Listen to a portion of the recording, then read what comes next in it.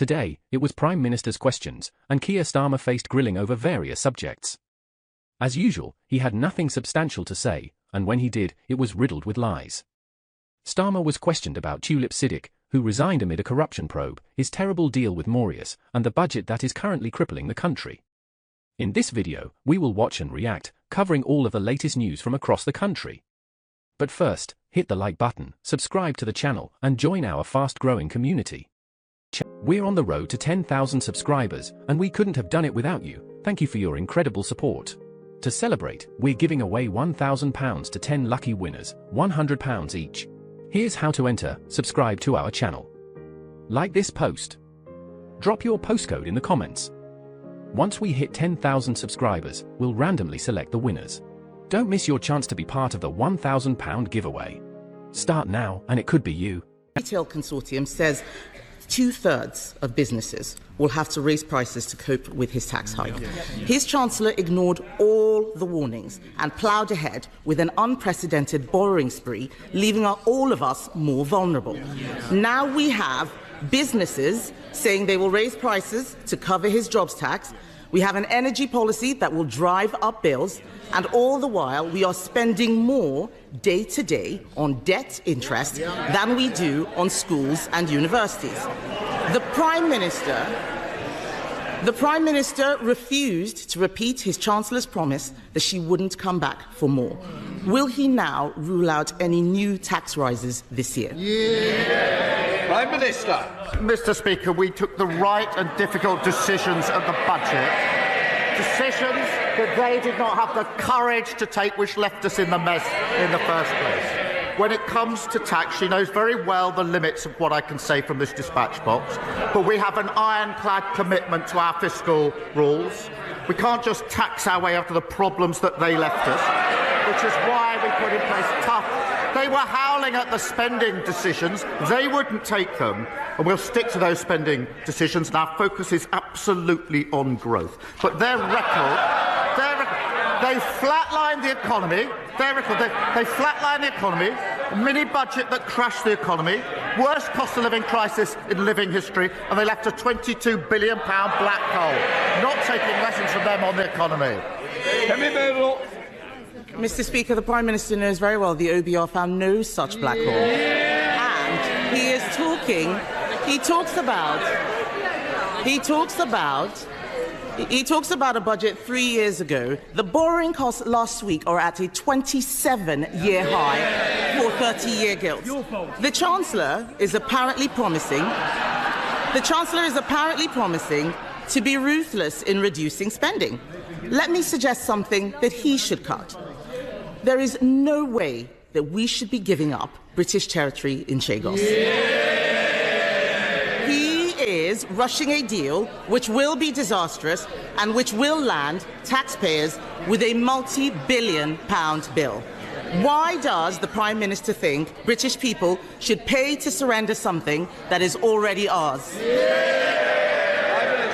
Mr. Speaker, we inherited a situation where the long-term operation of a vital military base was under threat because of legal challenges. The negotiations were started under the last government. The then Foreign Secretary came to this House to say why he was starting negotiations and what he wanted to achieve. And he said the aim was to, quote, ensure the continued effective operation of the base. That is precisely what this deal has delivered. Mr. Speaker, there is no one he can blame for this dud deal except himself. At the budget, Labour were congratulating themselves for having the first female Chancellor, instead of ensuring the country had someone actually qualified to do the job. The Prime Minister,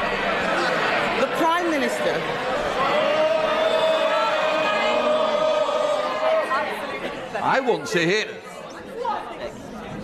Sorry.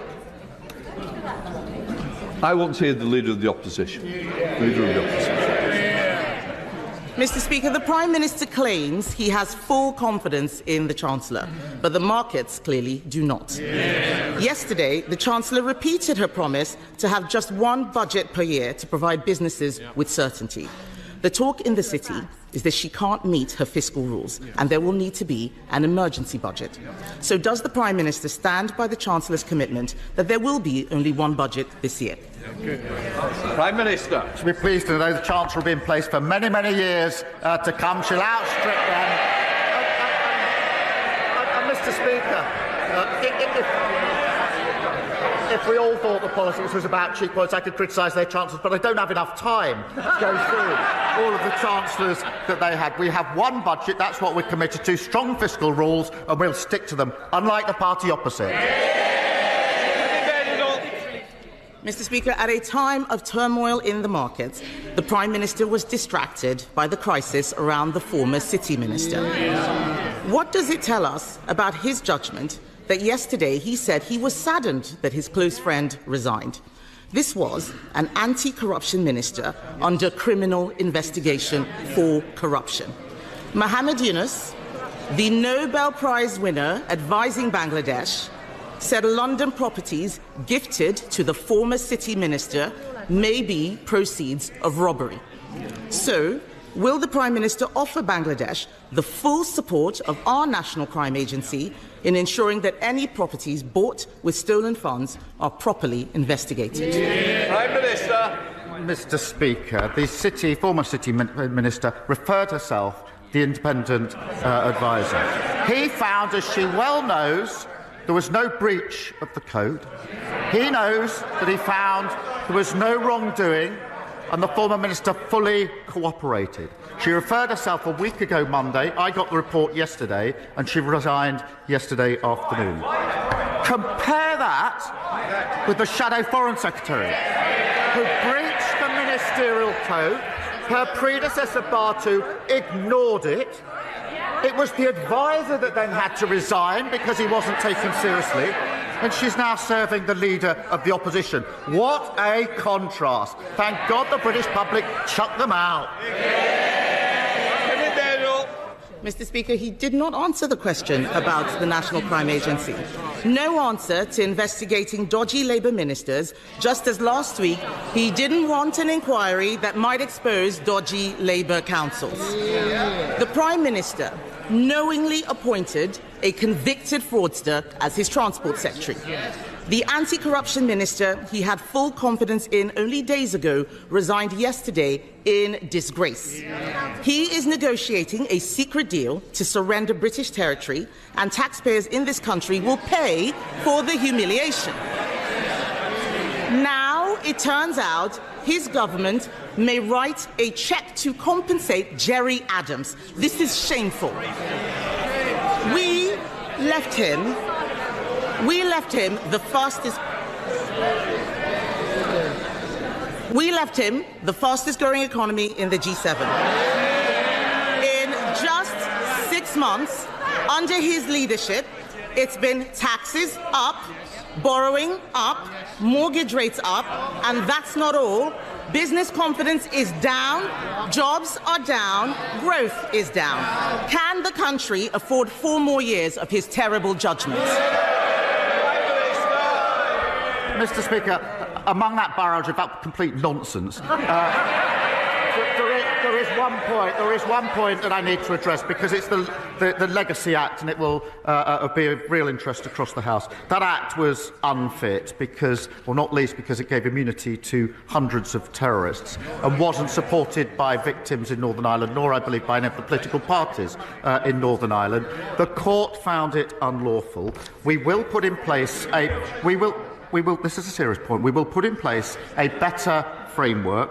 We're working on a draft remedial order and replacement legislation, and we will look at every conceivable way to prevent these types of cases claiming damages. And it's important I say that on the record. But as for her claim and her nonsense, they crashed the economy. Mr. Speaker, I got a letter this week from a Tory voter in a Labour seat. I hope they don't mind me saying who it was. It was Liz Truss. Mr. Speaker, it wasn't written in green ink, but it might as well have been. She was complaining that saying she'd crashed the economy was damaging her reputation. It was actually crashing the economy that damaged her reputation. Mr. Speaker, what have we heard? All they've got is complaining. No defence for their sorry record. They don't even acknowledge it. No ideas, no policy. They're like a blank piece of paper, blowing hopelessly in the wind. No wonder the country put them in the bin. Jim Dick. In other news, a union chief has stated that prisons must end their policy of hiring officers over Zoom after hiring a member of staff who was unable to lock a door. Mark Fairhurst, national chairman of the Prison Officers Association, criticised the process, highlighting that prison officers are being hired with no in-person interviews and only 6 weeks of training. Fairhurst argued that this approach is not fit for purpose and unsurprisingly leads to the hiring of corrupt and underqualified staff. There have been cases where prisons hired physically disabled people who could not meet basic security requirements or manage prisoners effectively. Fairhurst cited an example of a person recruited before Christmas who was sent back to their establishment from the training college because they were unable to lock or unlock cell doors, handle restraint training, or conduct a proper rub-down search. The governor eventually had to dismiss this staff member after discovering they had cerebral palsy. Fairhurst emphasized, "We are setting people up to fail." He also warned that it is inevitable that drones will be used to smuggle guns into prisons and help prisoners escape. He called for urgent investment in technology to block drone signals. Giving evidence to the House of Lords Justice and Home Affairs Committee, Fairhurst stated, "It is only a matter of time, and I will state it publicly, before a firearm makes its way into a prison. We know there are drones out there capable of lifting a 75 kilograms load, that someone off the exercise yard it is only a matter of time." A recent report by the prison watchdog revealed that police and the government had lost control of airspace outside 2 high-security institutions to organized criminals who used drones to fly in weapons and drugs. This prompted an emergency statement in the House of Commons by Sir Nicholas Dayen, who announced that drone nets, grills, and prison window reinforcements were being urgently installed at HMP Manchester and HMP Long Lartin in Worcestershire. Shadow Justice Secretary Robert Jenrick warned, if organised crime gangs can deliver phones and drugs to inmate cells, they could be delivering serious weapons and explosives as well. The potential for escapes or hostage-taking is an enormous concern. This could not be more serious. In 2024, 165 prison officers were fired for misconduct, marking a 34% increase from the previous year. Additionally, half of all new recruits leave the service within 2 years, with 34% leaving within the first 12 months. Fairhurst also highlighted troubling hiring practices for overseas recruits, stating that foreign officers sometimes arrive assuming accommodation will be provided. Some have been forced to sleep in their cars or set up camps in nearby woods due to lack of housing. Fairhurst criticised the current system, saying, "Doing interviews over Zoom is not good enough. Is it any surprise that staff are getting corrupted with only 6 weeks of training? 6 weeks of training, and then you're a fully qualified prison officer. We have very little support on the landings to nurture new officers because of a severe lack of experienced staff. We don't get enough training on how you get conditioned by prisoners." The prison service defended its practices, stating, "Our prison officers undergo robust assessments and an extended period of training before they work in prisons. We also continuously review our recruitment process to ensure our officers are best suited to their role and have strengthened vetting procedures to root out applicants who fall below our high standards." What are your thoughts on today's discussion? Let me know in the comment section below. If you haven't already, make sure to like this video and subscribe to the channel for more British content.